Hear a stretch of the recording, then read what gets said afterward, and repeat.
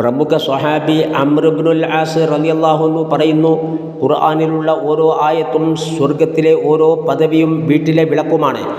പരിശുദ്ധ ഖുർആൻ ഓതുന്ന സ്ഥലത്ത് അള്ളാഹുവിൻ്റെ മലക്കുകൾ കടന്നു വരുന്നു. സ്വഹാബികളിൽ പ്രമുഖനായൊരു വ്യക്തി ഖുർആൻ പാരായണത്തിൽ മുഴുകിയിരിക്കുകയായിരുന്നു. പെട്ടെന്നാണ് കെട്ടിയിട്ട തൻ്റെ കുതിരയുടെ അസാധാരണമായ ശബ്ദം അദ്ദേഹം കേട്ടത്. ഖുർആൻ പാരായണം നിർത്തി അയാൾ കുതിരക്കടുത്തേ കൂടി. ശാന്തനായി നിൽക്കുന്ന കുതിര ഒന്നും കാണുന്നില്ല. അദ്ദേഹം കുതിരയെ സമാശ്വസിപ്പിച്ച് മടങ്ങി വന്ന് ഖുർആൻ പാരായണം തുടർന്നു. പക്ഷേ പിന്നെയും കുതിരയുടെ ശബ്ദം. നേരെ പുലർന്ന വിവരം റസൂലുള്ളാഹി സ്വല്ലല്ലാഹു അലൈഹി വസല്ലമയെ ധരിപ്പിച്ചു.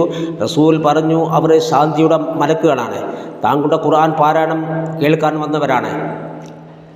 മലക്കുകൾ അവിടേക്ക് ഇറങ്ങി വരിക മാത്രമല്ല, ഖുർആൻ പാരായണം ചെയ്യുന്നവനെ അവർ ചുംബിക്കുകയും ചെയ്യും. സുഫിയാനു സൗരി റളിയല്ലാഹു അൻഹു പറയുന്നു, ഒരു മനുഷ്യൻ ഖുർആൻ പാരായണം ചെയ്യുമ്പോൾ ഒരു മലക്ക് അയാളുടെ കണ്ണുകൾക്കിടയിൽ ചുംബിക്കുന്നു. അപ്പോൾ നാം വീട്ടിൽ വെച്ച് ഖുർആൻ പാരായണം ചെയ്യുമ്പോൾ അത് വലിയ ഫലം ചെയ്യും. അബൂ ഹുറൈറ റളിയല്ലാഹു അൻഹു പറഞ്ഞു, ഖുർആൻ പാരായണം ചെയ്യപ്പെടുന്ന ഭവനം നന്മയാൽ സമ്പന്നവും മലക്കുകളുടെ ആഗമനത്താൽ അനുഗ്രഹീതവും പിശാചുക്കളുടെ അസാന്നിധ്യത്താൽ മഹത്വമേറിയതുമാണ്. ഖുർആൻ പാരായണം ചെയ്യപ്പെടാത്ത ഭവനം അസ്വസ്ഥവും നന്മ കുറഞ്ഞതും മലക്കുകളുടെ അസാന്നിധ്യത്താൽ പിശാചിൻ്റെ ആധിപത്യത്തിലുമാണ്.